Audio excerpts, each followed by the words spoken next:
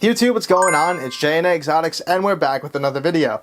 Now, let me set the stage for you. You are a beginner in the reptile hobby. You hear about this thing called a Reptile Expo and you think, what is that? So you go online, you go on YouTube, you watch some videos and you say, this is absolutely incredible. Almost any reptile that you could possibly think of is right there in front of you. You can go see them, you could possibly hold one, and you could potentially go home buying one. So you finally go to the Reptile Expo and you're walking around and you're either going to buy your very first reptile or you're possibly going to add on to your smaller collection. And then you see it right in front of you. There it is. There's the reptile that you're going to get. And this is going to be awesome, right? Well, it ends up being a disaster. Today, I wanted to talk to you guys about the top 5 worst pet lizards that you can buy at a Reptile Expo if you're a beginner. Now, let's jump into it. Number 5 on today's list is going to be chameleons. Now, I'm going to be speaking on species of chameleon that are common and readily available, such as veiled chameleons, Jackson's chameleons, and panther chameleons. Now, chameleons are incredible animals. They have eyes that can move almost 360 degrees around their body, independently from one another, to see everything around them. They have a tongue that can launch out almost more than double their body length to catch prey, and they can change colors, which is amazing. Just because Miss Frizzle owned a Jackson's chameleon in the Magic School Bus does not mean that you should own one too. Now, chameleons are tricky for beginners. Hear me out. They require high levels of humidity, but they also require airflow through the enclosure so the air isn't stagnant, because if the air is stagnant, it's going to cause upper respiratory issues, which can be fatal for your chameleon. So you're either going to have to keep these guys in a screen enclosure, large enough for them to climb, they are arboreal, but you're going to have to modify it, at least the sides or something to help keep the humidity up. If not, it's a screen on all 4 sides and the top, so it's just going to dry out and it's not going to be humid enough for them. Or you're going to have to keep these guys in a large enough glass enclosure. But again, with glass enclosures, you're going to have to modify it in a way where it can get more airflow so the air doesn't become stagnant. What I would do if I was using a glass enclosure, I would use those small USB fans. They have settings, low, medium, and high. That way you can adjust how much airflow you have going through the enclosure, and they work very well. Now, the catch with a glass enclosure is the chameleon is going to be able to see its reflection within the glass, and it could stress it out, so you're going to have to modify the glass in a sense. Whether you paint the sides, you use fake leaves so the chameleon can't see its reflection, or you cover the side entirely with a foam background, you just need to make sure that the chameleon cannot see its reflection, because it can get stressed out, and stress does a number on their health. So I'm just going to be flat out blunt and honest. If you're a beginner and you're new to the reptile hobby, that $40 or $50 veiled chameleon that you thought was cool and is going to be an amazing pet, it's probably not going to make it. It's not going to be a good experience for you, and it's most certainly not going to be a good experience for the chameleon. Honestly, just don't do it at all. Don't buy a chameleon if you're a beginner. Don't. Number 4 on the list is going to be tokay geckos. Now, these guys are leagues hardier than chameleons. Yes, tokays are very cool reptiles. They are generally hardy as captive bred individuals. They contrast themselves naturally. They have orange spots along that blue body, which is incredible to look at. And they can actually vocalize, which is where they get their name tokay from, because their call sounds like they're saying tokay. But they're probably not going to be a good reptile for beginners. Now, generally speaking, if you're new to the reptile hobby, you're going to want something that you can hold, interact, and make a bond with. But a tokay for a beginner is probably not going to be that. While yes, it is possible to get a captive bred tokay gecko from a good breeder who's worked with them since they were hatchlings, odds are at a Reptile Expo you're going to get something that's already established in life, or it's a wild-caught individual and it's not going to tolerate handling at all. With these guys being fairly large geckos, those bites can hurt, and they will latch onto your hand, and they will not let go. So if you get a tokay gecko bite you, it's latched onto your hand, it's not letting go and it hurts, you freak out, you try to grab it because you don't know any better, and you try to pull it off, your tokay can drop its tail, and now it's just going to be a disaster. Really quick, I just mentioned wild caught, so I want to jump back and touch base on that. Now, it's so strange because even though so many people are working with tokays now in captivity, there are still a lot of wild-caught tokays out there. Now, as a beginner, you're probably not going to be able to recognize that this is a wild-caught individual, and these things are going to be severely dehydrated,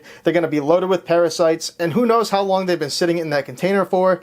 Odds are that tokay is going to perish. So now you just wasted either $30 to $60 on a wild-caught tokay, and you have nothing to show for it. Now, another con, I guess, about tokeis is these guys are extremely fast. So if these guys are in a bad spot when you open the enclosure to take care of them and they get out, it's going to be a pain in the butt to catch them and put them back in. Just buy a crested gecko instead. These guys are going to be far easier to take care of. There's going to be hundreds of captive bred individuals around you, and their bites are going to hurt a lot less. Now, number 3 on the list is going to be mountain horn dragons. Now, I put these guys on the list for a few reasons.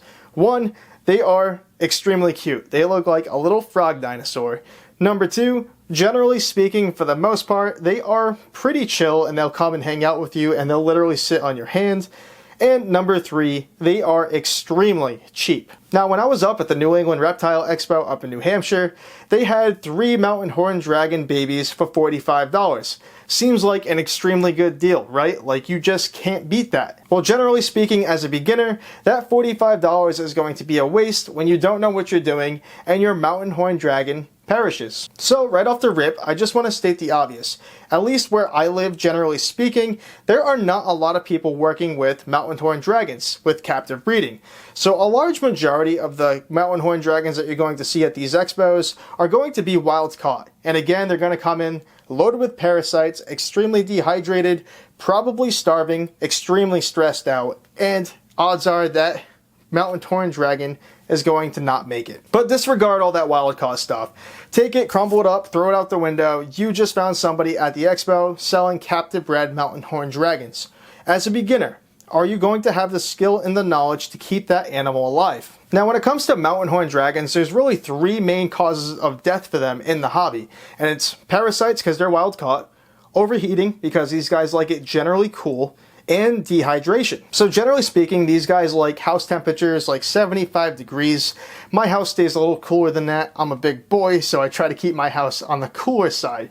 But they generally like temperatures around 75 degrees with a basking spot that's slightly warmer than that. Now, people who don't have the experience are probably going to think this is a tropical lizard. It's going to like it warm. It's going to need a warm basking spot. So they're going to get a light that's far too strong, and they're going to overheat their mountain horn dragon. Now, dehydration, that's actually extremely important too, because a majority of mountain horn dragons are not going to drink out of standing bodies of water. Although you still need to provide a body of water for them because they're going to soak and bathe in it, these guys will only drink moving water. So you're going to have to mist the enclosure at least 3 or 4 times a day.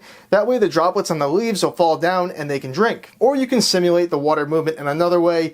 You can make a waterfall or buy a pre-made waterfall. It's entirely up to you, but these guys need moving water to survive. But as a beginner in the hobby, that's something that you might not think of researching, because you might just think, put a water bowl in there, there's water, it's probably drinking. Now all of a sudden you have a mountain horn lizard that perished from dehydration. Now, if you guys can hear my roosters crowing outside, I'm terribly sorry. I really can't stop them. But number 2 on the list is going to be savanna monitors. Now, I put these guys on the list for a few different reasons. Number 1, savanna monitors are highly intelligent. Monitor lizards in general are some of the smartest reptiles you could possibly own. Number 2, they look cool and they get impressive sizes. So you're thinking, this thing is going to be just like my lap dog. It's going to be awesome. It's going to come and hang out with me. And number 3, you can buy these guys at such small sizes for like $40. Well, why wouldn't you get one, right? Now, that little lizard that you just bought that's this big is going to grow potentially up to 3.5 feet. So it's going to require an enclosure that almost takes up an entire room. Now, with this enclosure being so big, these guys like generally warmer temperatures with hot basking spots. So you're going to have to spend a lot of money on electricity and lighting fixture and bulbs to get these temperatures right. Now, with a savanna monitor as a beginner, it's not something you could just pick up and it's puppy dog tame. Actually, quite frankly, they probably want to be left alone because everything else is bigger than it, and it's kind of freaked out and it thinks that you're gonna hurt it and eat it. Now, you actually have to take the time and tame these guys down through the right process, and if not, they're not gonna trust you and you're not gonna get anywhere with these reptiles. Now, a lot of savanna monitors are actually going to have an attitude, and those small little bites from a lizard that are this big are going to be far more dangerous, and they're going to ruin your entire day from a reptile that is 3.5 feet long. You're probably talking stitches. Now, the biting isn't even where it stops. These guys' claws can do a number on you, and their tails. They have tails that are nothing but muscle, and if they're angry and feel threatened, they can potentially tail whip you, and that is not going to feel good. Now, a lot of people compare Savannah monitors' attitudes to hormonal teenagers. They're going to say, "Get out of my room, mom," slam the door, and they're going to want nothing to do with you. As a beginner, taming these guys down is going to be nearly impossible because you have never tamed down a reptile once for that matter, and you're not going to know what to do. Now, the sad truth is a lot of people are going to realize, I can't take care of this animal, its enclosure is far too big and I just can't handle it, so they end up giving it up for adoption. Just don't buy a Savannah monitor as a beginner just because it's small, cheap, and cute. It's small for now, it will not stay small forever. Now, number 1 on today's list is going to be iguanas. Now, I'm generally speaking on behalf of green iguanas, blue iguanas, and red iguanas. But why shouldn't you buy that green iguana right there in front of you? It's literally only a foot long, maybe a foot and a half long. It's $20 and it eats vegetables. That's right down the street. There's a store right there with vegetables. Why shouldn't I buy it? Well, that little 1 foot, foot and a half iguana has the potential to turn into a 6-foot monster roaming around your house. Now, it depends on the individual itself, but iguanas do have the potential to be extremely temperamental. And if you've never tamed down a reptile before, it's not going to be good. That little 1 foot iguana that you just bought, he whips you with his tail, he wants nothing to do with being held, he opens his mouth at you and he kinda is standoffish, so what you do is you just put some vegetables in there, put some water in the enclosure, leave him alone, and now that little 1 foot lizard that you never bothered with turns into a 3-foot lizard that you never bothered with. Now it's a different story. It's far larger and far stronger. A tail whip from a 3-foot iguana is going to feel like being hit with a whip. This is probably the most common species I've seen at my local pet store or local animal shelters, where people just realize, I can't take care of this animal, so they bring him in, they drop him off and say, this is your problem now. You take care of this. Fortunately, I live up in the Northeast, so people aren't generally taking reptiles that they can't care for and throwing them outside because they aren't going to survive. But this is a real problem for states like Florida. Now, people who are beginners in the reptile hobby, or just people in general who have no clue what they're doing, take an iguana like this, they realize they can't keep it for the reasons that I listed, and they go and they throw it outside in a state like Florida. This can damage an ecosystem drastically. It is an invasive species. It is not supposed to be there. Now, in parts of Florida, there are animals like pythons, chameleons, and iguanas that have established populations because people have bought these animals, realize they can't take care of them, and they just dispose of them in the wild, which is completely wrong. But the points I'm getting at is if you do a little bit of research and you don't impulse buy these animals at expos as a beginner because they look cool or because they're a cheap price, a lot of this stuff can be avoided. So there you guys have it. That is the list of my top 5 worst reptiles that you could buy at a reptile expo if you are a beginner. If you guys enjoyed the video, smash that subscribe button, hit the like button, drop a comment down below if you'd like, and I'll see you in the next one.